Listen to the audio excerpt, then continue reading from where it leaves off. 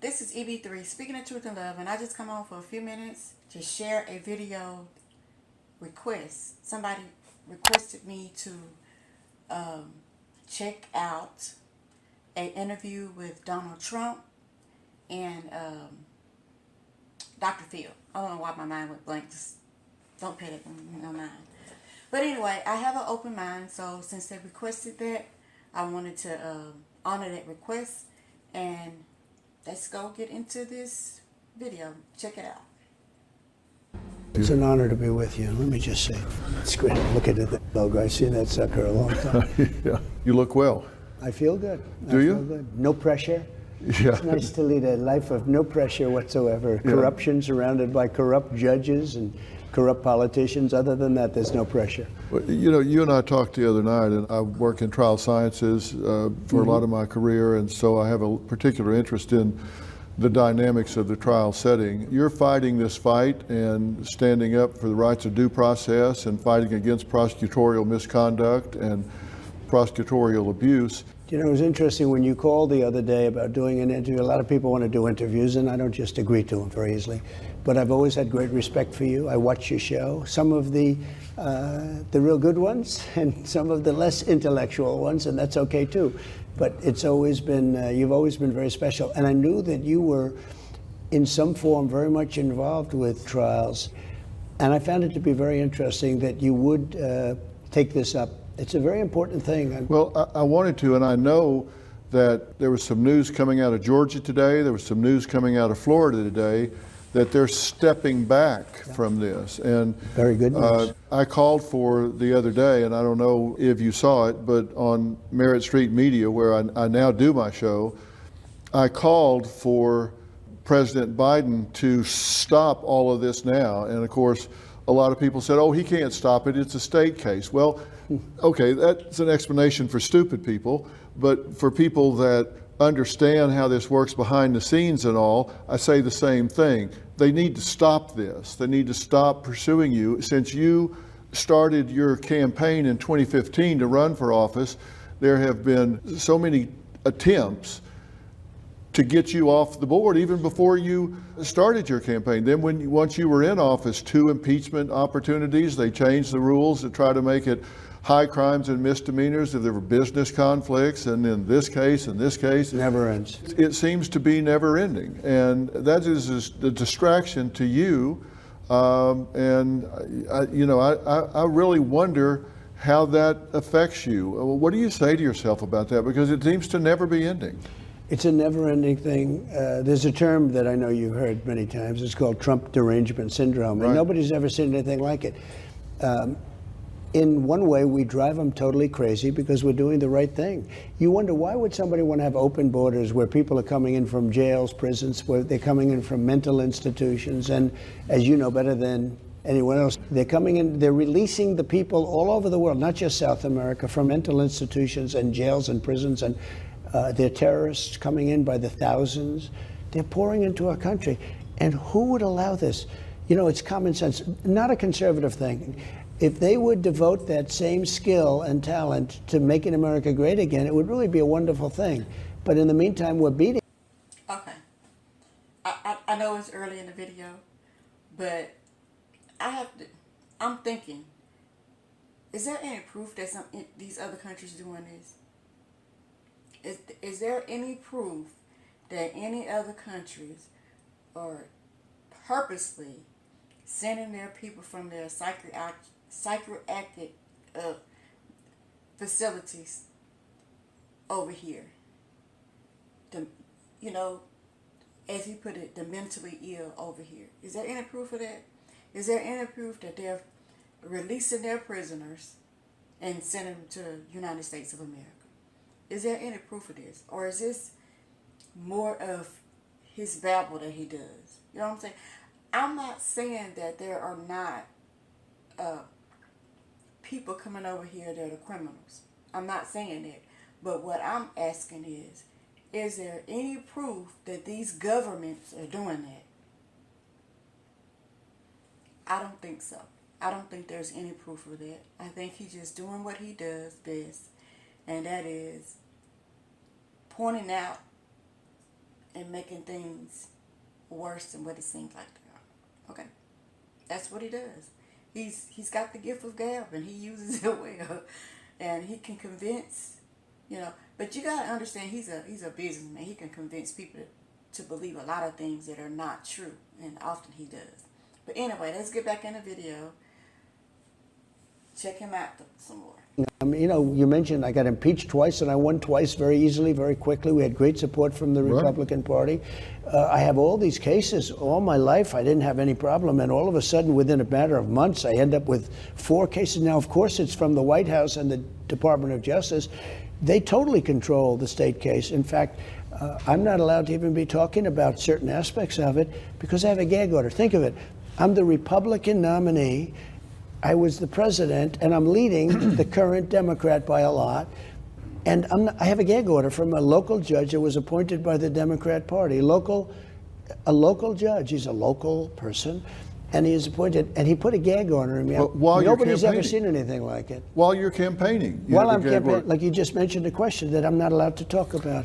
Right. Can you imagine? I'm the Republican nominee, and I'm not allowed to talk because a local judge from New York, appointed by Democrats, said I can't talk about it. It's so unfair. And then he gives a jury charge. Nobody's ever heard of a charge like this. He gave instructions to the jury. And by the way, the jury happened to be in a location that was almost no Republicans. You understand that? Yeah, too? it's 87-13 in the last 2 elections, Republican. And I know you can't talk about it. I'm not under a gag order. I do know that the number 3 person in the Department of Justice took a pay cut and went down in stature to go to a state job and become one of the lead prosecutors in this case. But yet they say, hey, Dr. Phil, why are you saying that President Biden needs to stop all of this? It's a state case. That's exactly why I'm saying it. Don't be naive, people. Understand that there's... Okay. I have to address one thing that Dr. Phil said. You know,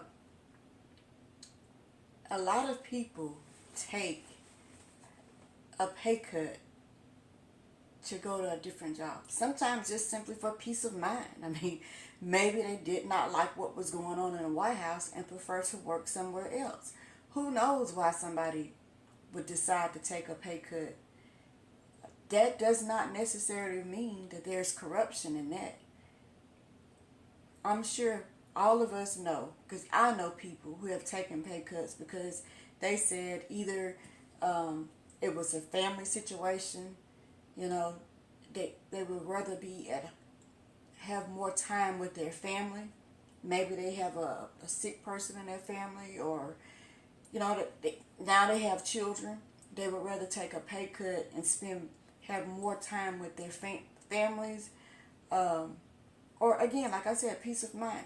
We can't go looking at, because somebody decided to go to another job, that there's always something negative about it. Maybe they just did not enjoy working at the White House anymore. I mean, that might be a that actually may be something that's against the current administration. They don't want to work there anymore, so they decide to go take a lesser paying job with the state. Who knows? But anyway, let's get back into it. Look like I'm gonna be stopping this video a lot. power play going on It's here. controlled by the White House and the DOJ, Yeah, 100%. You know, Gerard Baker wrote in Wall Street Journal today, and I'm paraphrasing, but he said, what do we say to those people that are rejoicing over reducing law to the status of a weapon in the hands of the dominant political power? Because that's what's happening right now. It's become a weapon. And that's not what it's intended for. That's not what we need to be doing. I mean, let's let the people decide these, right? That's right. That was a very good statement in the Wall Street Journal. I read that this morning. And it's so true. I mean, it's so accurate. They've weaponized to a level.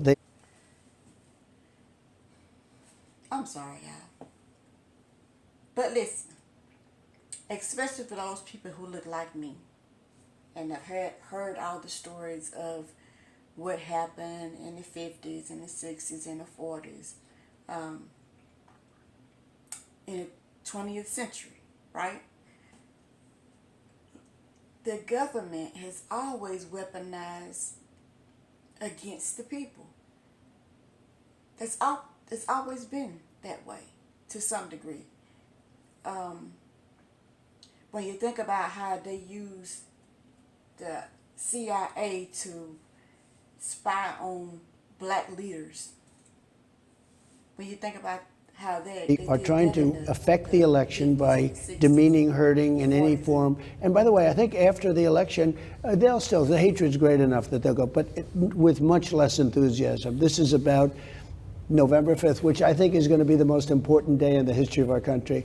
If we don't turn this around, we're not going to have a country left anymore. Well, we're a country of laws, right? I mean, and that's what's made us so orderly. That's what's allowed us to progress forward. And there's something that are called hornbook laws or black letter law that is just, these things are just been around so long. And these were violated in your case, one right after the other. For example, you don't let someone that has been charged in the same case as someone else, and they made a plea deal and said, okay, I'm guilty of doing this because they were intimidated into doing it. The lawyer in your case, we don't even need to speak his name, he bartered around out from under 65 years, looking at 65 years of imprisonment down to 3 years and 2 years on this case and a tax case. So went from 65 years down to 5 years in exchange for giving them testimony against you. That's not supposed to come in, but it did. Pecker making a deal, a non-prosecution agreement. That's not supposed to come in, but it did. That got into the jury box. They got to hear all of that. And so they say, well, you know, if we're not down here for the reasons they're saying, then we need an alternative explanation, which they're not allowed to get because your expert witness that was going to come in and say, as a former chairman of the election commission, was going to say this was looked at. There's no issues here. They didn't allow that person to talk, to testify. And I'm looking at this saying, how is the jury supposed to solve this problem if they don't have all the pieces to the puzzle? They wouldn't listen to him. They wouldn't talk to him. They didn't want to hear his testimony. They knew what he was going to say. He was going to say it was 100%. And very importantly, when they tell somebody, you're going to jail for 15 years, unless you say bad things about this guy named Trump, okay? Now, in all fairness, we know a lot of great people, but you don't know too many that would say, I'm not going to do what they want. Yeah. He goes up to somebody and they say, Dr. Phil, you're going to jail for 15 years unless you say bad things about Trump. And if you say the bad things, you're not going to jail at all. In fact, we're going to make you a hero. Or you're going to go for 3 months, or you're going to go for a short period of time.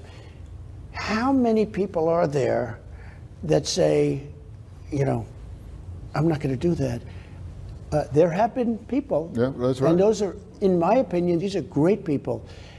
What they've done to people that work for me is incredible. Yeah. Incredible. The threats, the taking of a gentleman who's been with me for years and telling me he's going to jail for 15 years unless they say, and he went back to jail a second time. I guess they didn't want him to testify. I don't know what happened exactly, but the threats that they made to this man, they've destroyed his life. These are fascists. You know, these are really bad people, Phil. But who's going to do it? You're going to jail for 15 years, or you're going to go for 30 days or 40 days, or you're going to go for no time, but you have to say bad things about Trump. Yeah, and that's intimidation. And some of these people, you look at their age, you look at their health, and for some of it could be a death sentence. And so they make a deal, and that's what I talk about. That's what I mean when I say prosecutorial abuse. Did anyone ever approach you and try to get you to make a deal, drop out of the race, make a deal here, we'll leave you alone? What do you say to yourselves when the crowds aren't cheering? What is the hardest, darkest moment? We're a nation that's in tremendous trouble. Our country's in tremendous danger of World War III. But the hardest part for me is probably my family. Has there been blowback on Barron because he's younger and more vulnerable? It's not easy, but I don't think I've ever said this on air before. Did anyone ever approach you and try to get you to make a deal, drop out of the race, make a deal here, we'll leave you alone? No, they didn't, but I believe they would. If I would have offered that up, I think they know me well enough, I think. I really do. But, if I didn't run, as an example, I would have never had any of these lawsuits. How about I get prosecuted on a person that I have no idea who she is? I have no idea who she is. I have to pay $91 million. And that judge was just as bad, just as corrupt, a corrupt judge. I have to pay $91 million to a woman. I have no idea who she is. She wrote a book and she made a statement in the book. And you know that case. That case is a disaster. And then but I have no idea who she is. And they said I did things. These people are corrupt and in some cases incompetent, but it's such an honor to have somebody like you see it and see it so clearly. And I knew that, I remember that years ago you were helping Oprah out, and she was sued and it was having a big impact on her. Mad cow. And I thought it was great. And Oprah used to really like me. She was here many times. Yeah. She loved my key lime pie. We have key lime pie, and she loved a lot of things about Mar-a-Lago. Yeah. And Roger King, as you know. Yeah, we were here for the funeral for Roger Correct. King. Long time ago. It's the only funeral we've ever had at Mar-a-Lago. I said, maybe we can do a new business here. Yeah. We'll operate as a funeral parlor. But it was one of the most beautiful funerals in the ballroom behind us. And he was a great guy. And Oprah's terrific. But once I announced I was running, and I said, we have to have strong borders, we have to have this, we have to have that, we've sort of lost contact, as the expression goes. But I remember when you were very much involved in helping Oprah. Well, that's what I'm saying. It's been time and time again. And that was another black letter law that you just don't do.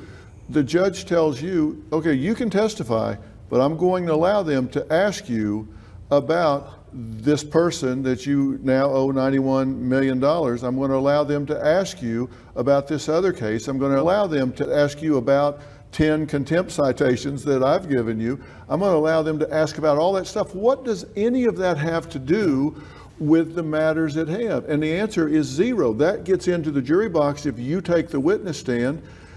Again, that is black letter law. You can't let in unrelated things that have more prejudicial impact than probative nature. That just doesn't happen. But it happened 1, 2, 3 things right in a row, That's right. and that gets into the jury box. If you testify, they'll be able to ask you about all these different things. And by the way, if you say one thing if you say it was a beautiful day, as I remember it, and it was raining out, we're going to indict you for perjury. Yeah, yeah. And I'll tell you what, I have a lot of lawyers that are friends and this and that. I had probably 25 guys over the course of a couple of months say, whatever you do, don't testify, because you'll say something that's a little bit off and you will be indicted for lying, for perjury. These are evil people. These are sick, evil people. Oh, I would have thrown myself in front of your car to keep you from testifying. No, I wanted to so badly. And by the way, I would have loved to have testified about those things because it was so corrupt and so horrible. But he wouldn't have allowed me to answer the questions properly. No. And so I would have loved to have testified. I wanted to. I'm telling you, they had to hold me back. But every lawyer that came, they'd always start to say, by the way, I'm a friend of yours, don't testify. And they saw what he was doing. They can ask you about like anything. They can do nothing to do with this case. All of these outside things. And it was really an unfair trial.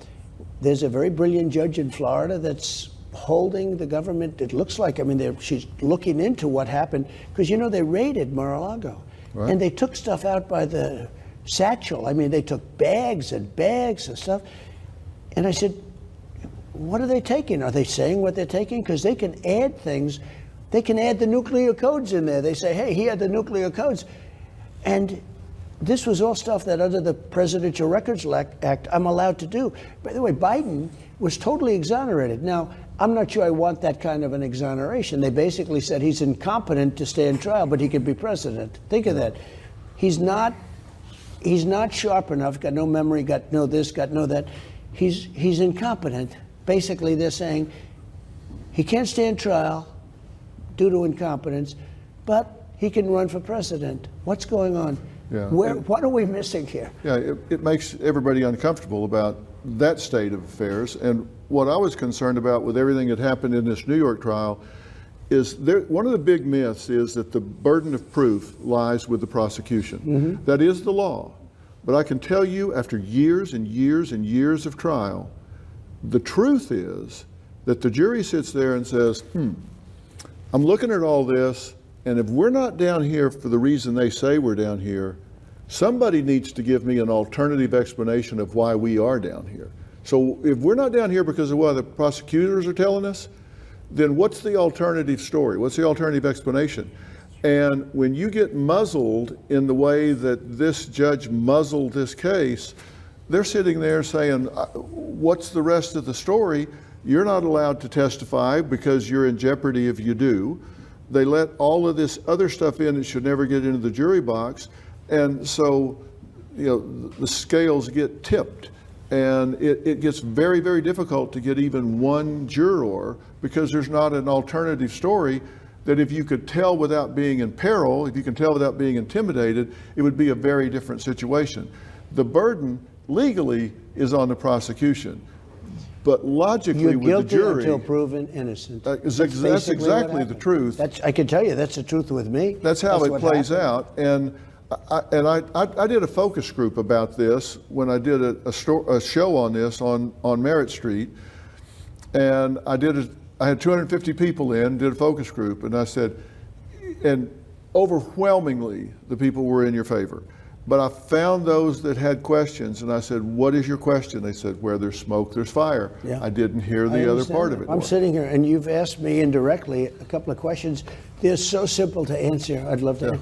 And yet, if I do, this guy's he's willing to throw you in jail. Okay, this is an appointed judge acting. He's an acting judge, appointed, and he's willing to throw you. And he's so conflicted. It's so sad. But you do things for your country.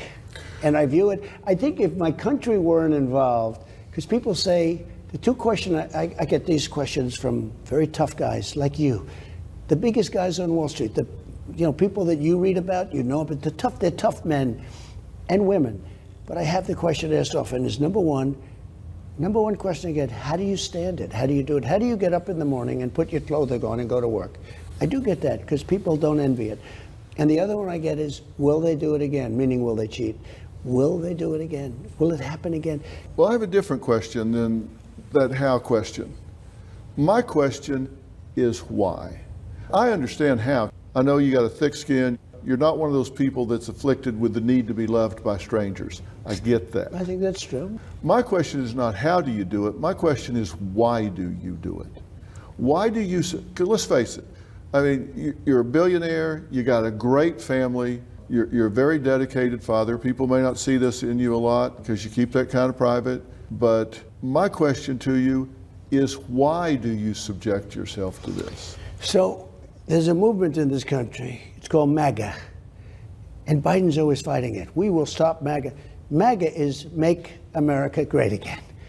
And we were doing, I had an administration that was a tremendous success. Even enemies, we had the greatest economy in history. We had the best job numbers in history. That's why I'm doing so well with the black and Hispanic vote. They had the best job numbers they've ever had. We were doing things that were incredible. And I was going through Russia hoax. I was going through the impeachment stuff, all of that. And, in one way, I jokingly said, somebody said, can you imagine what he could have done? Because I had one of the most successful presidencies. And yet I was constantly fighting off the radical left lunatics. They are deranged. They are. It's like a derangement syndrome. But I actually said, maybe in some ways I did better because I showed something. But maybe if I had too much time on my hands, it would have gone too far. And the administration wouldn't have been as successful as it was.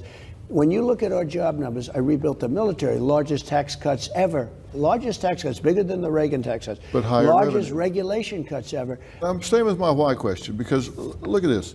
Everybody calls it inflation, but affordability. When we talk about gasoline under your administration, average $2.57 a gallon. Under Biden, $3.61, 40% more. Under your administration, homes, average $320,000. Under the Biden administration, 31% more, $420,000. Under your administration, interest rates, 3.8 average. Under the Biden administration, 39% more at 5.3%. Okay, now let's look at the border. Under you, average 1.7 million border crossings. Their official number is 6.4. That's from Homeland Security. It's actually about 13 million because I know I've been to the border. I've talked to the border guards down there, Brandon Judd. I've talked to Jason Jones. I've talked to the people that actually know the numbers. They say it's between 10 and 13 million. So my point is, when you look at the actual numbers, plus the things you just talked about, lower taxes, higher tax revenue, you look at that and you would say, my God, he should be running unopposed. I mean, why? And these numbers, I appreciate it, and these numbers are really, I don't know who made them up. Very conservative. As an example, I had gasoline down to $1.87, not $2.57. Right. It's now almost at $4. It's going to be at $5 very shortly. Right. It's going way up. I took very conservative numbers so people couldn't argue. Well, interest rates, I was at 2.6%. They have 3.8, and now they're at 9%, 10%. You can't get money. So we did a great job. We did a great job. Okay, so here's the question. Most people look at this. Okay. Now, in my opinion, that's what we need to be talking about right there.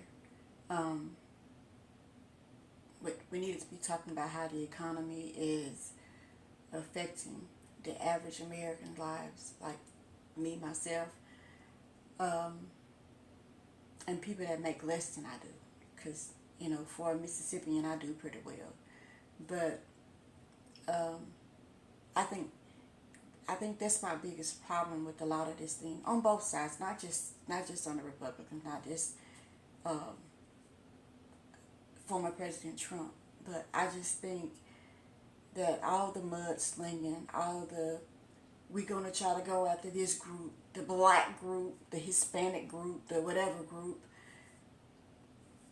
Just point out what you did for the American people from your viewpoint, and let us, as the American people, decide what we want to do. That's all I'm saying. A lot of the stuff that talking about who did what and all that kind of stuff, point out what you did, what you feel like you did. Show the numbers, and let us. You put your numbers up, let the other side put their numbers up. You tell what your plan is, and let the other side tell your plan. Do that. If we can do that, I think we will vote for the right person. But as long as it's a bunch of back and forth, he said, she said, this other country's doing this and this other country's doing that, all that stuff, it get muddy. And for a logical thinker like me, I need to see the numbers. I need to see the statistics. That's what I need to see so I can make an educated guess. Because at the end of the day, who cares who slept with who? That ain't none of my personal business. It's between you, your spouse, if you have one, and God. Let's see what you did for families, the average American family. And those numbers that you put up there are very impressive. I'll say that. Let's get back into it. The standpoint of, they asked themselves the question, is my life better under this administration or is it better under this administration? My quality of life, my ability to pay for my children's lunches, tennis shoes, getting them to the dentist, getting all of the different things that go to quality of life. And when we look at that, it's not even a close call. That's right. So why are people so energized against President Donald J. Trump? Well, I think it's, to a certain extent, it's habit, not necessarily against me. I think Democrats vote out of habit. I'll give you an example. I was the best president for Israel ever. Golan Heights, all of the things I did for Israel, and yet I get less than 50% of the votes. It's shocking to me. And Biden's a disaster, and Obama was a disaster for Israel with the Iran nuclear deal that he approved, all the, which was basically a path toward nuclear weapons. And I say, why? And I say, it's habit. They're used to voting for Democrats. Black people are used to voting for Democrats, but they're coming off it. They're smart. They're seeing what's happened. They're seeing criminal justice reform. They're seeing the black colleges and universities. I got it funded. They're seeing all of the things that I've done. Nobody could do what I did. I say that, and people sometimes smile. but it's actually true. I'm the best president for black people since Abraham Lincoln. And black people are seeing that. And we have numbers now that as a Republican, I don't think anybody's ever had. I'm not going to even say nothing. I hope they come out and vote for me. I was just in Jerusalem and interviewed Prime Minister Netanyahu. Yeah. He said that the Abraham Accords, Yeah. which you achieved, he said he didn't have the words to describe what it presented for Israel in terms of security, in terms of the ability to bring about peace and stability to that region. That's very nice, by the way, that you say that. And by the way, great for the Arab community also. Of It was course. great for both. Yeah, And they're working so well. The only problem is we had 4 countries sign, real leaders. I would have had everybody signed up. I would have had Iran signed up. People laugh when I say that. Iran was broke. I said, anybody buys from Iran, you can't do business with the U.S. Iran was broke. They were down to almost no money. They had no money to fund Hamas or Hezbollah. They had no money. They were broke. They would have made a deal within a week after the election. That result was very dangerous for our country. But we did great things, and I think that's what people see. People want to go back to where we were. You had high-level appointee positions that you didn't fill, Right. and thousands more mid-level positions that you didn't fill, and generated over $4 trillion in tax revenue for the first time ever. Right. With tax cuts, lower tax rates, higher tax It revenues. brought business into the country. So why are people so energized against you? Are you getting out messaged? I think, no, I really believe it's 100 years. As an example, with African Americans, for 100 years, the Democrats have run the cities. 100 years. I used to say 50. They said, you're wrong. I said, you have to be kidding. It's 100 years. It's a habit. They get used to it. But they're learning that habit's being broken in a lot of different ways. I also think you have a fake news that doesn't report it the way they should be reporting it. Look, the news has been proven to be totally fake. And it's 95% on the other side. That's the thing I don't understand. Why do people want open borders where millions of people have come into our country, and you see what's happening to the crime rate? You know, a stat came out the other day that's scary. In Venezuela, Caracas, different cities, they've moved many of these criminals out into the United States and now happily in a location near you, right near your house. Yeah. Venezuela, the Congo, they're emptying their prisons. At the Congo, we have many, many people coming out of the prisons of the Congo. But the prison populations are way down all over the world. Nobody wants to talk about it. Prison population and mental institutions, something you deal with a lot. You know more about a mental institution than I do. That's your world. It's what you do better than anybody as far as I'm concerned. You know the population of mental institutions is way down because they've moved a lot of the most seriously ill people into our country. And Venezuela just announced that they're 72% down in crime from 2 years ago. Think of that. Because they moved there. I mean, you don't have to be a genius to realize they moved their prisoners out, but they moved their gangs. All the gang members are now in the United States, happily living in the United States. The United States of America has become a dumping ground because of a very mentally deficient president. And it's not him. I don't believe it's him. I do think he knows what's going on. I think he's sort of an evil guy. But he's not at the top of his game, and he never was very good at it. If you look at his foreign policy for years and years and years, you look at how bad he was on the crime bill in the 1990s, how he's been bad at everything, and he got lucky. Look, he ran 3 or 4 times when he would be, let's say, in normal shape, in good shape. He failed. He got it when shouldn't be here. He shouldn't be here. And he's dealing with President Xi, who I know very well. And he's dealing with Putin, who I know very well. And he's dealing with all of these leaders of these countries that they don't like the United States. They don't like what it represents. And they are at the top of their game. They are vicious. They love their country, or they want success. You define it any way you want. We've become a failing nation. We're a nation that's in tremendous trouble. We have months ago, we're We have somebody negotiating for us and dealing for us who is not up to par.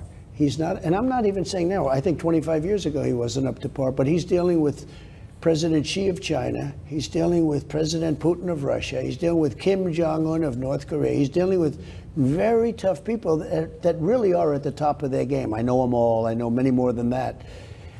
And our country's in tremendous danger of World War III. Our country's, you look at what's going on with Ukraine now, you see what's happening, where they're talking about nuclear. They're bringing out the N-word, as I say. And they're talking about nuclear weapons, and they're talking about things that were never, in my White House, nobody ever uttered the word nuclear. Nuclear is a very bad word because of the power of weaponry. And we have a man that should not be dealing, and we're going to end up in a nuclear war. We're going to end up in World War III with this guy. And if the 5 months is a long time. We have 5 months to go before the election. Now it's even a little bit less. It's getting to be very close. Remember, you have early voting in September 22nd. You know, Pennsylvania goes September 22nd. Yeah. So it's really less, quite a bit less. But I really believe it's a very dangerous time because I think they're making moves. They love him as our president. They don't respect him. They think he's weak and incompetent. Now, one thing I'll say, he's surrounded by a lot of fascists and communists, but a lot of fascists. And they're young and they're smart. And that's who's running our country. Well, let me ask you something then. Let's assume that you inherit a situation where American bombs are being used inside of Russia. Let's assume that you inherit that. We could wind up with World War III if we're not there already and it just hasn't been labeled yet. We've never been so close to World War III as we are right now. There could be 100,000 or more potential terrorists on American soil right now today, given what's happened at the southern border. Correct. And we do have Venezuela, Congo, others that are emptying their prisons of their most dangerous criminals with one caveat: we'll let you out, but you go to the United States. I believe every country is doing it. Yeah.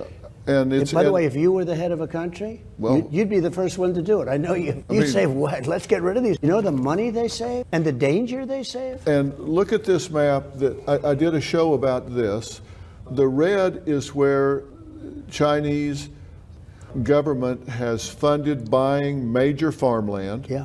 And then superimposed on that are some of our most strategic military bases. Yeah. And you can see there's Dugway Proving Ground. That's military equipment, biological, chemical weapons. They're surrounding it. Utah Test Training Range, the largest supersonic authorized restricted airspace in the United States. Whiteman Air Force Base, B-2 Spirit Stealth Bomber Base, missile drone operations, MQ-9 Reaper, Global Strike Command 3, Air Force entire Bomber Force Nuclear Command Control and Communications. Fort Liberty, Airborne Special Operations Forces, Rapid Deployment. We've allowed them to come in and buy up agricultural land, wind farms, no wind, no blades on some of the towers, but they're surrounding our military bases. Right. We've allowed that to take place. You may come in and inherit all of this, and it may get worse over the next 5 months. It will. What are you going to do about that? Well, first of all, you mentioned a thing, Fort Liberty. Used to be Fort Bragg. We won world wars from Fort Bragg. Yes. And they changed the name. And I don't even want to say that they spent $37 million in doing it, because that's not the most important thing, but that's a lot of money. It's pretty disgusting. Now, I will say this. We want to let people come in and invest in our country at the same time. Of course. We want them to come and invest. We don't want to make it so impossible. We have to be careful. And this is a lot of land. What disturbs me as much, because we don't want to, say we're not going to let anyone come in and invest. That would be a bad thing. When I was But they don't need to buy around our... No, there seems to be a lot of activity around those nuclear sites, to put it mildly. I want to address something. Them buying up all that land. Don't be fooled. They didn't just... That country didn't just buy that land in the last 4 years. It took years for that to be done. I remember seeing a documentary. I can't remember the name of it, but it was a long time ago, back in the 90s, where there was a concern of how much land China was already buying back then, in the 90s, 30-something years ago. So, you know, this thing has gone on, I know, at least from, who was it? Bush Sr. was in office back when I did, because I've always been a one that read and watch documentaries and stuff like that. But I remember Bush Sr. was the president then, George Bush. Not George W., but George Bush. He was the president during that time. And it was like toward the end of his presidency, right before Bill Clinton.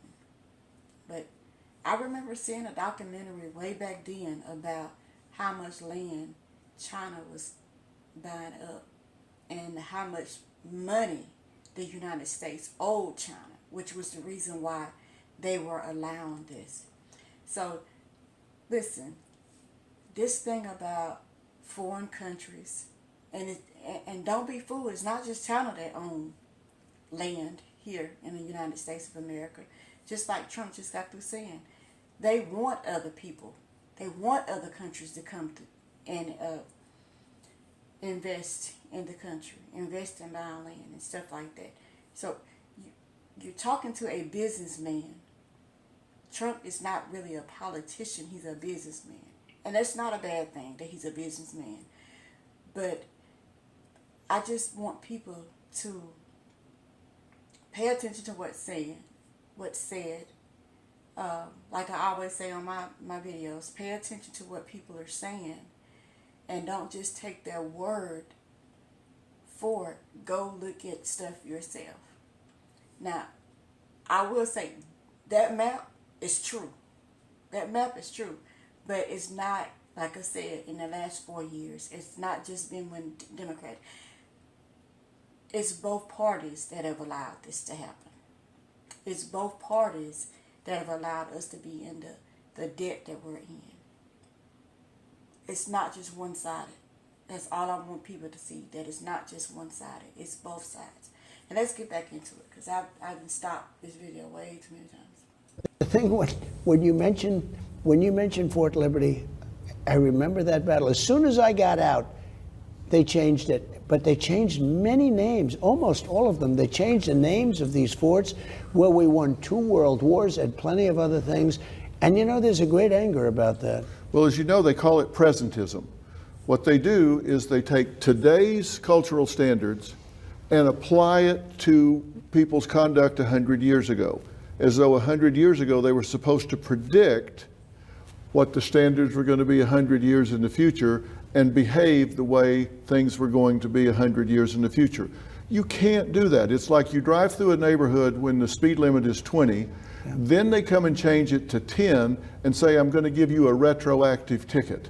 And that's what they're doing. They're holding these people to the standards of today's mores and folkways based on how they behaved back and in That's that right. time. It's called presentism. And so they say, oh no, we've got to take these statues down. We've got to change these names because they were behaving in ways that we wouldn't accept today. Well, but it was accepted back then. I'm not saying it's our brightest hour. I'm not saying it's our most shining time. But these people also did great things along with things that we may not be proud of today, but that's who they were at the time. It is never, if you know these people, because it's a group of people and they don't represent the big majority, okay? They don't represent, No. but it's never good enough. No I matter call what you do. No, I Phil, call it it's tyranny never- of the fringe. Yeah, it's never good enough. You could do all the name changes, all of a sudden they'll find that's a problem. So, in If different you parts of the inherit country, this, if you inherit I want to say something about the statues and stuff. Listen, me personally, I don't think any of the statues should be up, because as a believer in Jesus Christ, I don't think we should be having these graven images. That's what they are. statues of people, putting people on a pedestal. No person deserves a statue. Why do I say that? Because you're making those people idols, whether they're living or dead. You're making them idols. And as a Christian, as a believer in Jesus Christ, I just feel like you gotta either live the whole Bible or just don't live it at all. That's my personal belief. So I could care less whether the statue is up or down, who they have a statue of, who they don't have a statue of. I personally feel like none of that changes people's hearts.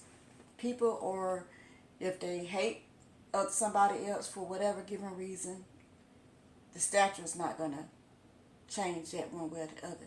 However, again, just like I stated, I want to make myself clear. I don't think we should have statues of anyone. I don't. Because that is a graven image. And as a believer in Jesus Christ, I don't believe that we should be worshiping anybody except for Jesus Christ.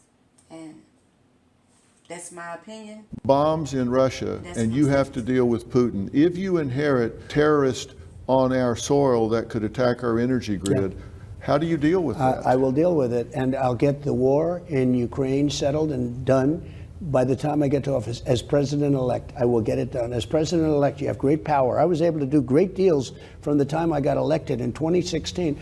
I was able to do great deals from the time I got elected to the time I got to office in that little, because you have great power there. You need the power of the presidency to do it. I'm going to get the war in Ukraine, if it's not done by that time. Now, it looks like it's getting worse. They're taking weapons now where they can shoot deep into Russia. Where is this going? Here's the problem. With Ukraine, which is right next to, we have an ocean in between. They're in for a tiny fraction of what we're in for. And I know them very well because I did it with NATO. I said, you people are delinquent. We're paying almost the entire cost of NATO. So they, excuse the word, they screw us on trade.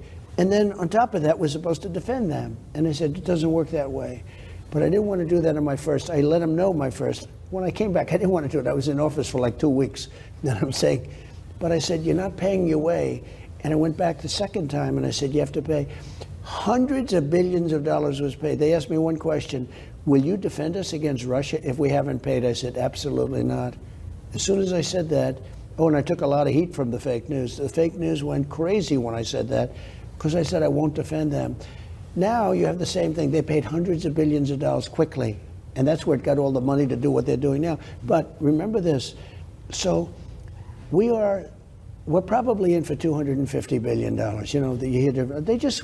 They just got $62 billion, and now I heard today that they need more money. It's going to never end. Now, you have some people that say it's not a war that should have ever been started. It would have never started if I was president. Putin would have never done it. First of all, energy went up so much that he makes money on it. When you get up to $100 a barrel, I had it at $40 a barrel, Phil. It's so different. Yeah. But it would have never happened. But now it has happened. Sometimes I hate to say almost that it would never have happened. And Israel would have never happened. The attack on October 7th would have never happened because Iran was broke. And Iran wasn't funding Hamas, and they weren't funding any of the terrorists, Hezbollah, all of them. There's like 28 of them. They had no money. They were broke. I said to China, if you buy oil from Iran, you can't do business in the United States. They didn't want to take any chance of that. Everybody stopped. And we had no terrorist attacks. And I never wanted to talk about it when I was president because I didn't want to jinx it. I wanted to get up and say, we have had no terrorist. Think of it. During my 4 years, we had no terrorist attacks. This nation is in such danger right now with the people that you're just talking about coming in. And it was interesting because I saw 29,000 Chinese people, and they showed it on camera. They look very strong. They all have their propane stoves. They all have cell phones. They look like military people. A lot of military-age men have Yeah, come they're in. mostly men, and they're mostly of a perfect age for military. And it's almost like, what are they doing? Building a military organization within our country? I want to say this. What he's talking about, that's what we need to be concerned about because I saw a video, and I try not to talk about my job that much, but I saw a video of how China, how the no, not China, how the Koreans have copied some of our weaponry. I mean, it's like mirror image of it. And so what he's saying right here, I 100% agree with. That is the kind of stuff that we need to be concerned about. You know, we're so concerned about the people right there at the border, but these folks ain't even coming in. Well, they flying in here on planes. You know what I'm saying? They're coming in here legally. These are people that's coming in here legally. So I do believe we have a problem. We need to be more stricter when it comes to people coming in the country, whether it's at the border or whatever, but I just think we need to do it the right way. You know, no separating families. No putting the kids one place, the children one place, and then the adults, the mom and dad somewhere else, or whatever adults with them somewhere else. Let's do things properly, right? And we do need to monitor. I absolutely 100% agree with him. We do need to monitor these young people coming in here, look like they're military age, and they're coming in here, setting up. They're getting jobs on where you can learn some of our secrets. Yeah, I agree with that. We need to pay more attention to that kind of stuff. Who we are letting in here. Because a lot of the people that's at the border that's coming from South America and places like that, that's not our biggest threat. As far as the numbers, maybe. But to me, that's not our biggest threat. It's the people that's coming in here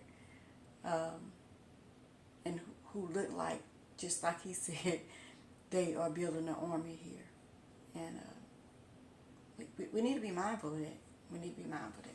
But anyway, let's get back into the video because it's getting kind of long. Our help.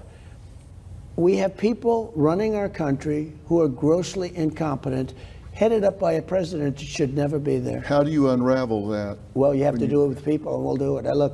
I have the same thoughts as you do. You know, a lot of common sense to this stuff. It's not, we talked about it before. Conservative, liberal, I don't care.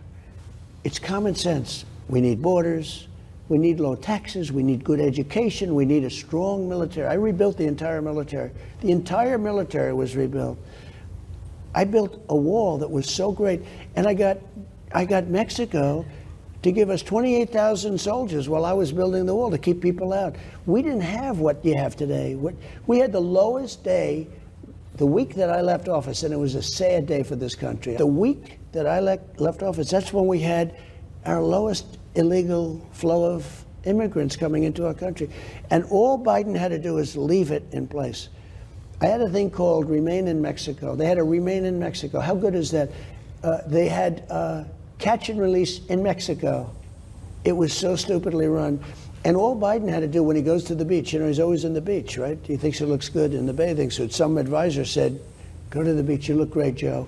And he can't even lift the chair, which weighs about 6 ounces. You know, those chairs that you can lift. They're meant for children and old people to lift. So Joe is in the sand, and he's in the beach, and he's totally decimating everything that we built. We built the strongest border in the history of our country, and we're going to do it again. Just one little thing. In 2016, I got elected maybe because of the border. But that border was a fraction. It was nothing compared to what the border is today. And I fixed it. And you know, in 2020 when I ran, I couldn't even talk about it. Nobody wanted to hear about the border because I fixed it. I'll fix it again. But the border today is many, many times worse than it was in 2016. Well, I've been to the border, and they just straight up say we're using tax dollars to send some of these children that are coming across the border into known prostitution rings, into sweatshops, because we don't have the ability to check. They're just sending them off. You know, we have 88,000 missing children. Now, can you imagine if that were Trump that had 88,000 missing children? Yeah. 88,000, that's a Holocaust. That's as bad as I mean, think of it. These are young, very young children. And also women. They take women and they trade women. And I had it brought down to the lowest level because I had a border that was actually strong. And you're going to take it back to that. Oh, we're going to bring it back, and I think then some. You know, one thing, and you know this better than anybody, that you got to know people. It's about people. If you put a great person at the head of a big agency, lots of good things happen. In my business, if I have a good super in real estate, superintendent, running one of my buildings, and if I move him to another building, sometimes you move him to another building but then that building, you need good people. And we had a lot of great people. I had some that I was very disappointed in. I was some that I was very, very disappointed in. But the one thing is that I was in Washington 17 times in my entire life. I never stayed over. That was reported by the news. I was very rarely there. I wasn't a Washington. I was a New York person. I was a builder in New York, a real estate guy. I had a wonderful company. Everything was going good. It would have been so easy just to keep doing that. It was probably one of the most successful days of my life was the day before I announced I was running for president. Once you do this, the whole world changes. I even lost Oprah, okay? Oprah liked me so much. And, you know, I haven't spoken to her, I think, since. But she's a good person. Please give her my regards. But, you know, you do things, and my attitude is you have to do what's right. If I didn't think that I won the election by a lot, I would have never run. And I don't think I've ever said this on air before. Maybe I have.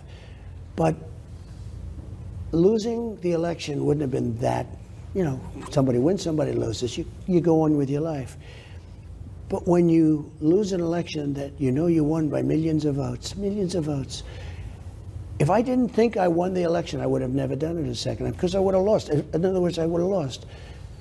I ran because I won the election, and I know that that's what the people want. They want what you and I are talking about right now. They want strong borders, and they want good education. They want all these things that we talked about, and we're going to get it to them, and we're going to get it fast. Probably the hardest problem, the biggest problem is nuclear and the weaponry, and we have to keep out of wars and all that. But the hardest problem for our country is the millions and millions of people that have been brought into this country, that have been dropped here.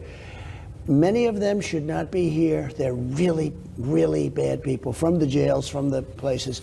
And you know what's going to happen? You'll take 10 out, and you'll have one where it's a woman with a couple of kids, and you're going to have the news say, oh, look at this, how horrible, how hard.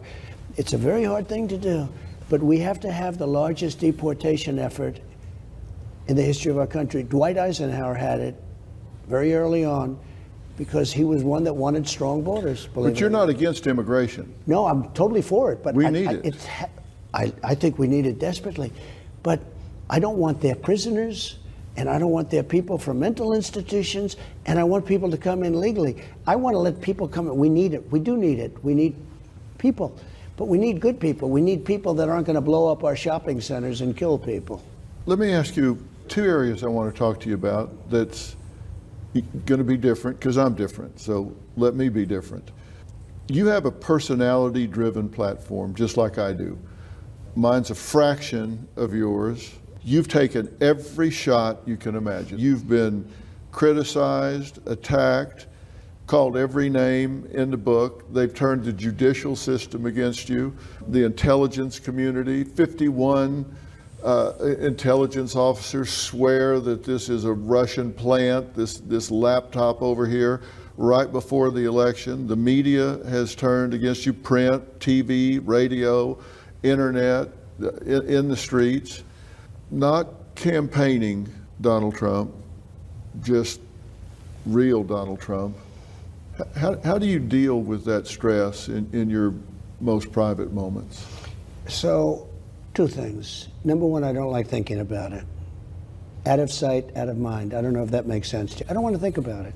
Number two, I have tremendous support. I have the people's support. I think if I didn't, I wouldn't be able to handle it so easily. When a judge who has conflicts like nobody's ever had wants to put me in jail, when he puts a gag order and say, if you talk about these things, we're going to put you in jail. And I'm the Republican candidate. I was president. I'm leading the Democrat by a lot. He wants to put me in jail. I like not to think about it. It's like they say, oh, don't eat that food, don't eat this food, don't do this, don't do that. They don't really know. It might be good for you. It might not be bad. It might be good.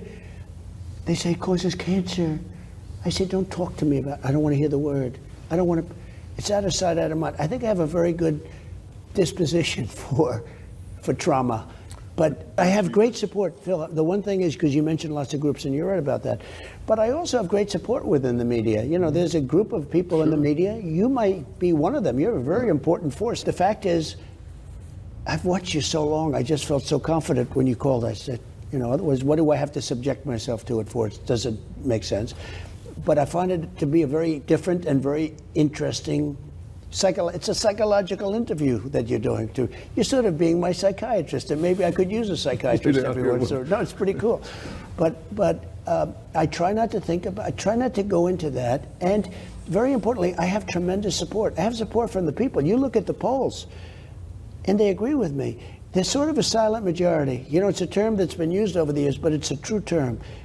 I have the support of many more people than they have, if we call they the bad guys.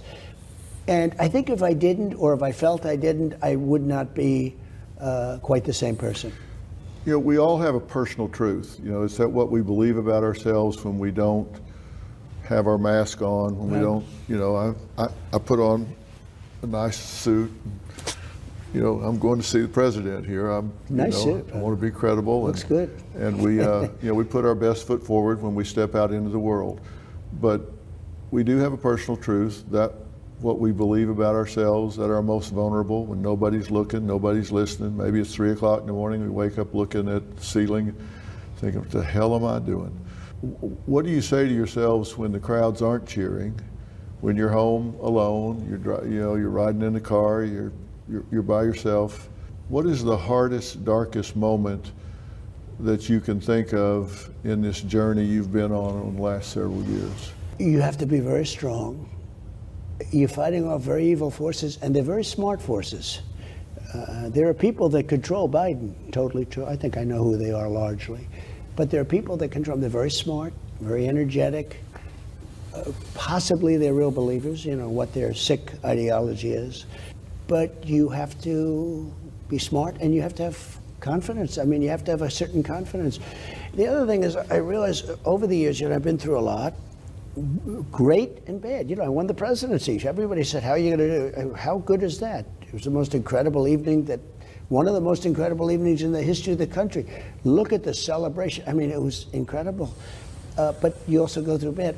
I also I understand fully that the bad also disappears. In other words, you'll go through bad moments and it disappears. It's sort of funny because I've watched your show a lot over the years. See, I'm not ashamed to say it, because some people say, oh, you watch Dr. Phil. Well, you know, your show is a very smart show. And I've watched you ask a question similar to that to some couple or and they break down, oh, they start crying on the show. I said, that's never happening to me. If that happens to me, that's the end of my political career. I think maybe people would like me better. But I'll tell you what, you need strength. You have to have strength. And people don't want to see that. I've watched so many people, you break down people, they don't even know they're being broken down. But it's different. Well, that's the last thing I want to do with you, but I do want people to know you. I want people to know every aspect of you, and I know it about myself. I know that not every time is a great day, not every time is a hard day.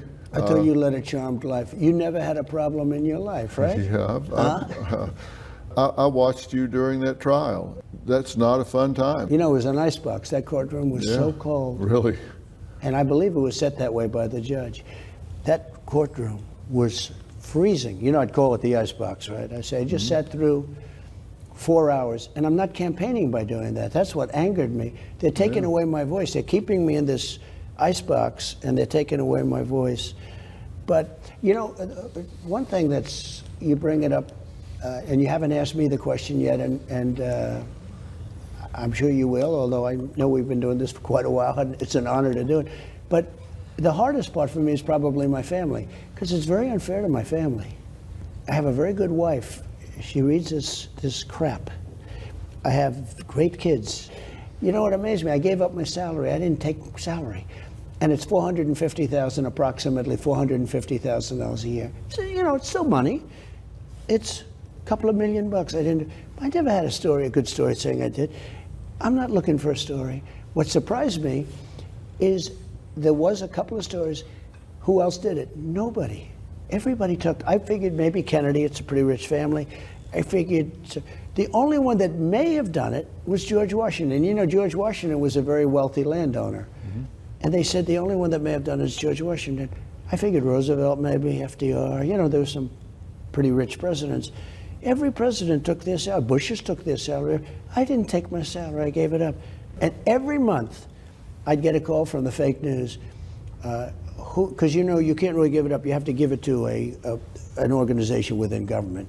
You're not allowed to actually give it. So what happens? You get the check and then you give it to Health and Human Services, or you give it to the Navy, or you give it to the Army, or something. And every month they say, "Did you give it? Did he give it?" And when you show them that you gave it, there was no story. And it was just interesting to see. The whole system is rigged. I mean, it's just a nasty system. But the saddest is, I'll give you one quick example. I have a son, Don. He's a good kid. And he wants to help people. And they said he was involved with Russia. He knows less about Russia than that young person sitting right over there, who I'm sure knows nothing about Russia. And it was Adam Shifty Schiff, a bad guy. And he comes out of a so-called intelligence meeting, and he goes to a microphone, and there's a lot of press gathered, because this was during the Russia hoax, total hoax. It had nothing to do. 5 million phone calls. I had not one phone call to Russia. It was a hoax, and it came out that way, and it's nice, but it took 2.5 years. And by the way, it was very dangerous, because at least Putin understood it was a hoax. You know, he used to say, he thought we were crazy, to be honest with you. He thought we were crazy. But Don, so they'd say, Adam Schiff comes out and says, Donald Trump Jr. will go to jail because of what he's done with Russia. And it was Adam Schiff and Hillary Clinton and some others in the DNC that they made up a story. Think of how bad you have to be. You make up a phony story about Russia, the Russia hoax. You have the dossier, you have the whole thing. It's all fake. They paid $12 million or something for the dossier. $12 million. They gave this guy Steele a fortune to do a fake story. It's called the fake dossier, right? Mm-hmm. They go to my son. They know it's fake. It's not like they think it's real. They know it's a fake because they made it up.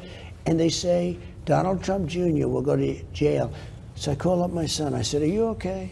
Is there something I don't know? How bad do you have to be when you can say about a story that you made up that you know is fake, that my son is going to go to jail because of the story? How do you deal with that as a father? Because I've had it happen tough. to me. You've met Jordan. Yes. And my other son, Jay. I've had stories about them, and it infuriates me. I called him up. I knew it wasn't true, but I said, this guy, these are not stupid people. I call him Watermelon Head. He's got the thinnest neck I've ever seen, how it holds up that head. He's got a neck that's about a size 6. Very unattractive guy, both inside and outside. And people say, oh, that's such a terrible thing to say. That's okay. Very unattractive guy. Here's the thing. These are bad people. And it's not easy to deal with. You know, when you have your kids involved or your family, your wife, and you read stuff, most of it is untrue. It's just totally untrue. But think of that. They make up a story and then they say your son's going to jail for something that they know is false. These are bad people. Is that harder to take than when they're talking about you? Yeah, for me it is. For me, I've become, I don't know, I've become different. Maybe it would have been tougher. I think the fact that I have such unbelievable support helps me a lot. It doesn't bother me. Has it bothered you? Has there been blowback on Barron because he's younger and more vulnerable? It's not easy. And he's a great kid. He's a good student. He's got accepted to different colleges. He's got some of those colleges, all of a sudden they're rioting all over the place. You know, you're saying, but he's a good boy. He's a tall boy. He's very tall. He's very tall. And he's a great kid. He's a good-looking kid. And, he's going to be going to college. But he doesn't say it. And I think he doesn't say it because he doesn't want to hurt me. And he thinks it's possibly a hurtful conversation. But it has to affect my family. And I think that's really unfair because I have a very good family. I have good kids. I have a wonderful wife. I mean, it's not easy for her to read this kind of stuff. That's fake. That's fake stuff. But that's the way it is. It certainly is not a good thing. And it affects me more than it would if it were just about me. I wish it could be just about me. How's she holding up through all of this? I think good, but I don't think it's an easy thing for her. And I think if it wasn't good, she wouldn't want to tell me about it, to be honest with you, because, you know, she sees that I'm fighting like hell. I'm trying to become president and make America great again. That's what we're going to do. We're going to make America great again. They put tremendous obstacles in our way, including the 20 million people that are going to be in here by the time this guy gets out. It's an election we have to win. We're not going to have a country left if we don't win this election. Have you ever thought that the toll that it takes on your family is too much? Have you ever thought that the toll that it takes on your family is too much? Maybe not in the way you expressed. That's a very interesting way of expression, actually, of that question. I haven't really. I think to a certain extent, I think that my family wants me to do it. Our country's in trouble. We could be in a world war very soon. We're going to end the problem. Think of it. We're going to end Ukraine fast. I'm going to end it fast. I know both. I know Zelensky. I know Putin very well. I'm going to get it ended. That is a horror show that's going on over there. But think of it. Why are we hundreds of billions of dollars more money? Why is this happening? Why is Europe spending a fraction of the money that we're spending? There are so many different things about that that are just wrong. But my family is good. My family loves this country, and I think they feel that I do a good job. Look, we had the most successful country we've ever had during my time. We had the greatest economy in history of any country. Do they want you to run, or do they tolerate you running? An interesting question. Well, they tolerate it, but They at least tolerate it. Yeah, they tolerate it. I think they love the country. I think they think that I do a good job. I think they feel that a lot of people say that this is nobody. I get it so often, and you know, I'm not sure it's right. They say there's nobody else that can straighten out this country. And again, Viktor Orban said just recently, he's a strong man from a very interesting country, and he knows Russia very well. He knows Zelensky very well. He knows Ukraine. But he said the only one, Hungary, he said the only one that's going to straighten this out is Trump. Because he didn't use the word respect. He used the word, they were afraid of him. I don't want to say that about these people, these other leaders. I don't want to say they were afraid. I'm not going to use that term. But let's use the word respect. They respected me. They respected me, and they respected our country. And they knew if they played games, I was going to hit the hell out of them with tariffs and lots of other things. We have a lot of weapons, not just military weapons. I rebuilt our entire military, by the way. Our entire military is rebuilt. And this person that we have leading us, if you can call the word leading with quotes, he gave away $85 billion worth of brand new military equipment in Afghanistan. In my opinion, the lowest day in the history of our country. I think probably the most embarrassing moment in the history of our country was what happened, the way we pulled out of Afghanistan. We left people behind. We had 13 soldiers who I met the parents. They're devastated, killed. Nobody ever talks about, you would talk about them. I put them right up the top. 38 soldiers who are no arms, no legs, faces just wiped out. They're trying to live, trying to live. Nobody ever talks about them. They talk about 13 dead, absolutely. But they don't talk about 38 soldiers that have been wiped out. And then hundreds of people were also killed. Hundreds of people where this madman set off a bomb. Should have never left them. They should have been in Bagram. We should have kept Bagram. Bagram is 1 hour away from where China makes its nuclear weapons. We gave it up. You know who's occupying Bagram right now? China. Yeah. China. We gave the biggest Air Force base, one of the biggest runways, one of the most powerful runways, 8 foot thick of concrete, built when the dollar was very big, okay? Years ago. We gave it to the Chinese. It should have never happened.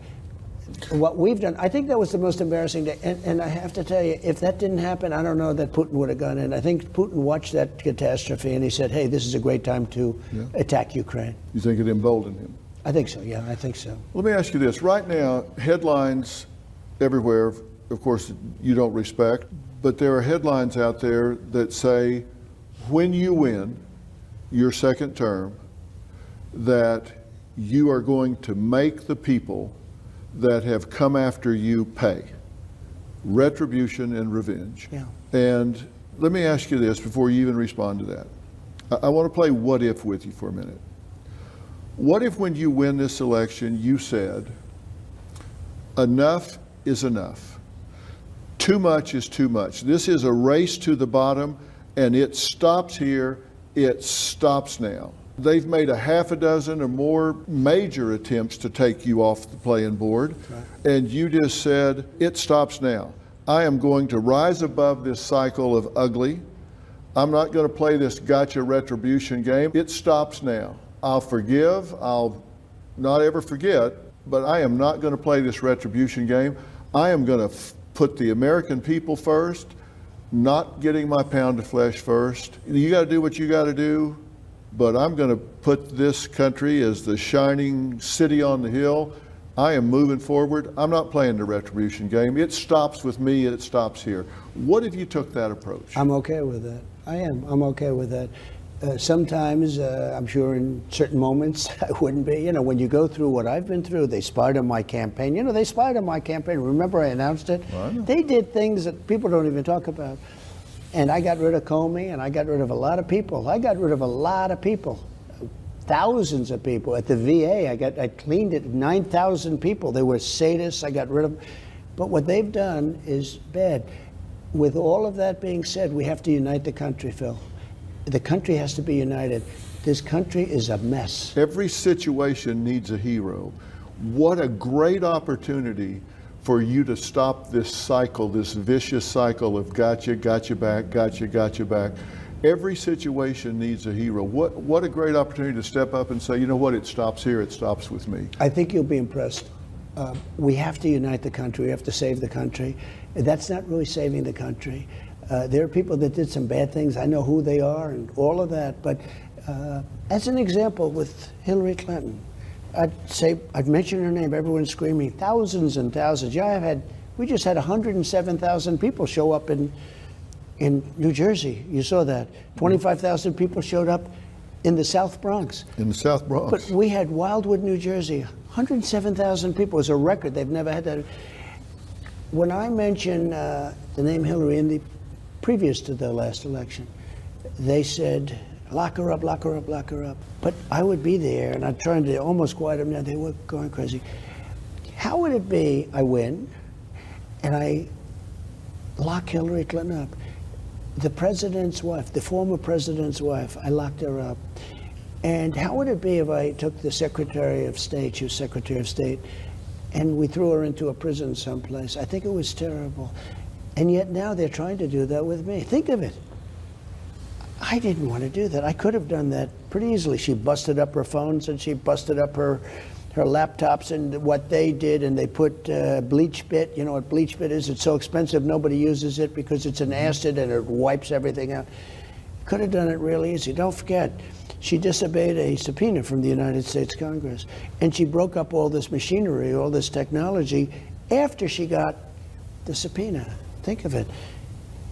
How would it look if I took a president of the United States wife and threw her into a prison? I hated it because I wanted to bring the country together, and I largely did. And I brought it together through success because it was the most successful economy in the history of our country. Okay. Now, the difference is they're trying to do it to me. And maybe you could feel differently about it, but I don't feel differently. Retribution is going to be through success. We're going to make it very successful. We have to bring the country together. And you can do that. Because let me tell you, this revenge thing there's a lot of research, and Dr. James Kimmel at Yale has done this research and seen neurologically in the brain that there's an addiction to revenge, just like to opioid or whatever. And that even if people commit a crime and they get arrested for it, they see themselves as the victim and they want revenge against the person that arrested them. And then the person that arrested them gets hammered. So now that person says, okay, well, I'm not going to put up with that. So they go back after the criminal. Now the criminal has been victimized again. And so we get into this loop where we're addicted to it back and forth. It's got to stop. And we're better than this. We must be better than this. And you're big enough to do it. Every situation needs a hero. You can stop this. You can say, well, no, I think it ends here. It ends with me. I think you'll be proud of the job we do. And, the word revenge is a very strong word, but maybe we have revenge through success. But that's what I'd like to see. I want to see the country survive, because this country is not going to survive like this. And really, the expression, I think it's the greatest theme ever in politics, maybe, because it's the biggest movement. We want to make America great again, and that's what we have to do. And I think you'll be very proud of the job we do. The Pope has a book out that he's written, and he says, "We are all brothers and sisters, and there must be no resentment among us. For any war to truly end, forgiveness is necessary. Otherwise, what will follow is not justice, but revenge." And that's true even in the cultural wars that we're fighting here. I think you have so much to do, you don't have time to get even. You only have time to get right.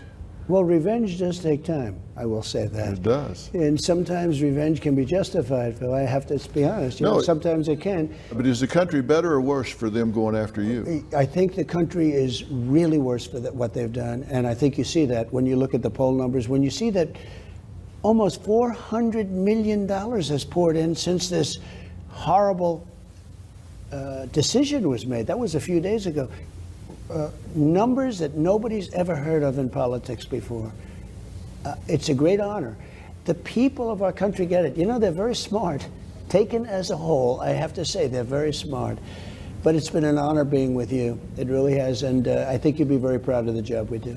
You have rallied people. I had people in my focus group the other night that said, I have not voted for Trump before. I have not been a Trump fan before. But I have donated to Trump because he has inspired me. I have donated to him, and I am voting for him now, and I have not before, but he has inspired me. Actually, it's been a beautiful thing to watch. Thank you. Mr. President, it's been an honor speaking with you. Thank you so much. Thank you. That may have been the longest interview I've ever done. And you think Biden could do that interview? I don't think so. After about 2 questions, I think that would be the end of it. Anyway, this was, it's crazy. It's crazy. He wouldn't do it. We covered a lot of territory, right? Do you think he's going to run? I have said no for a year. He said something yesterday that's very interesting. He should not be president, and it doesn't matter who runs against him. When he said that, I said, ooh. You know that, right? Did you hear that statement? I did. He said it doesn't matter who runs against him.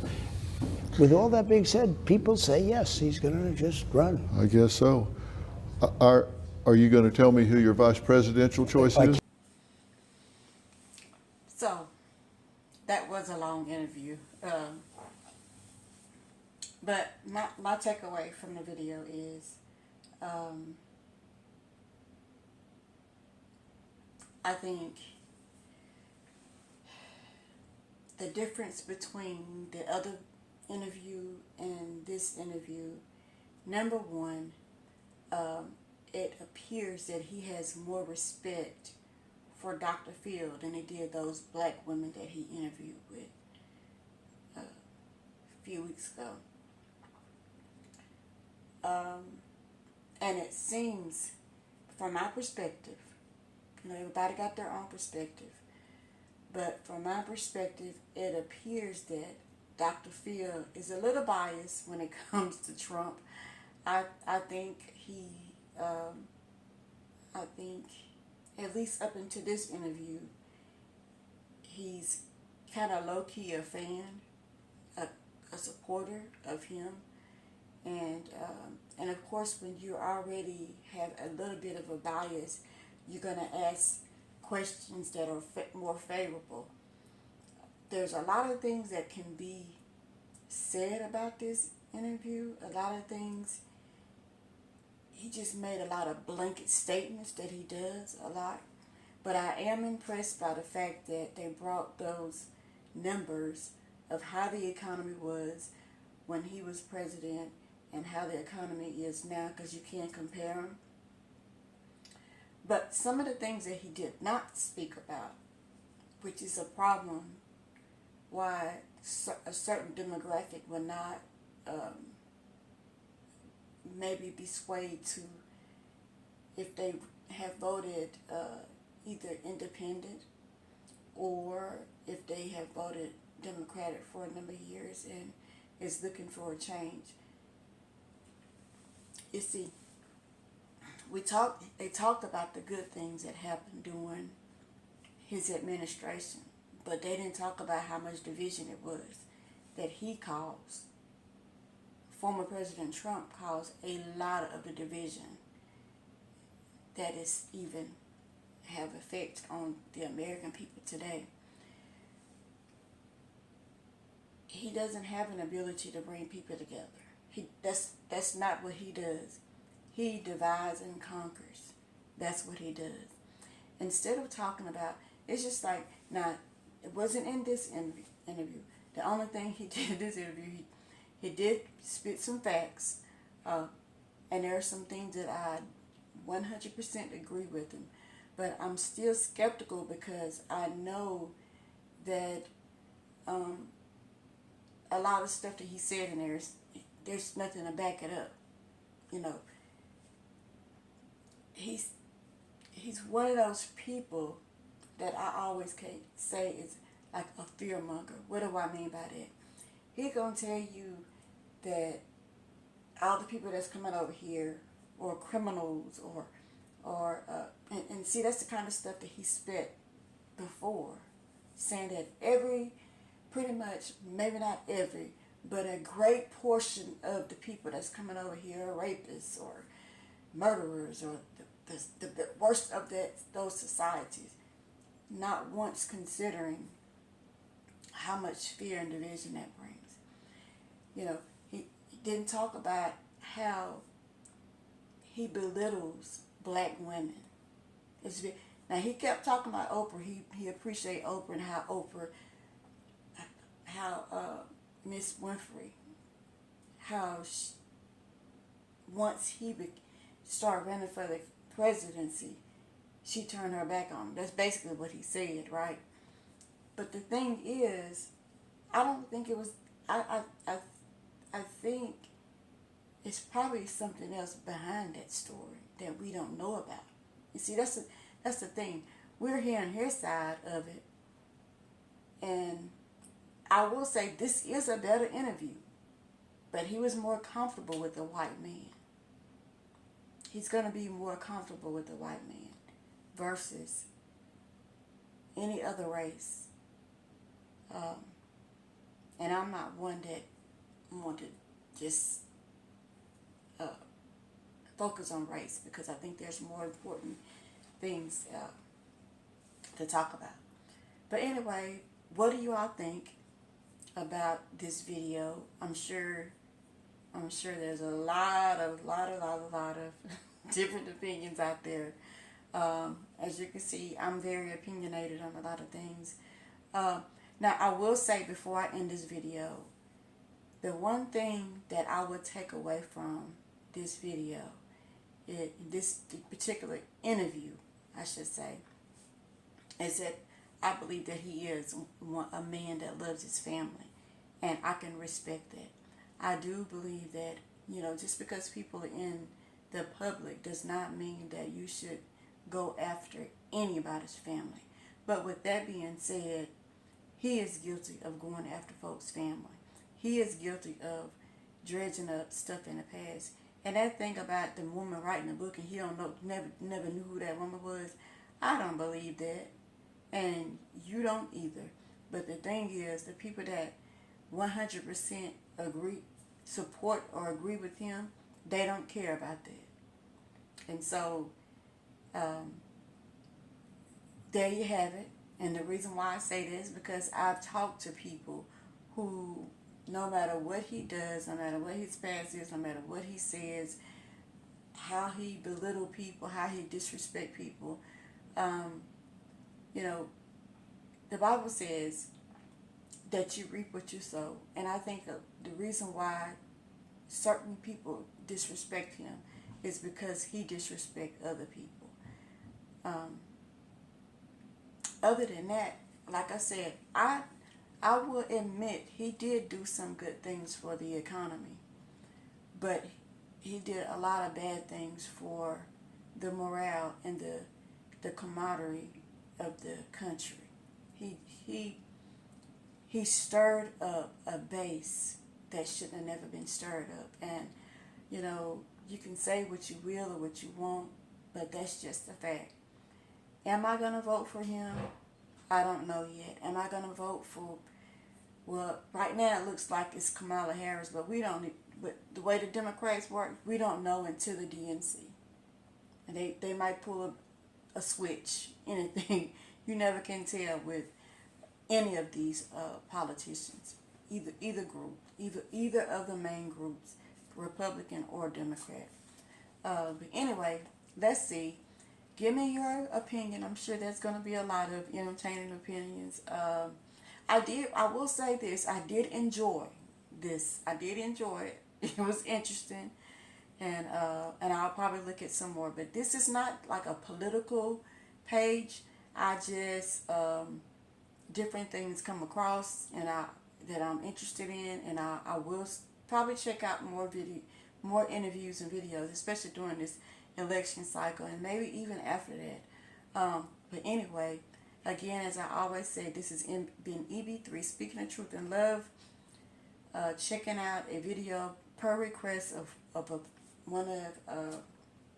somebody who watched another video of mine. And if there's something that anybody else want me to check out, let me know and I would do it. I want to apologize because I had intended on doing this last week when it was requested, but a lot of things have happened and I was busy. I worked a lot of hours last week because I still have a full-time job. But anyway, I like to be a woman of my word, so that's why I brought that out. But anyway, again, this has been EB3, Speaking the Truth in Love. If you like this video and want more content like it, like, subscribe, drop a comment, and share. Be blessed, and as always, be a blessing. I am out.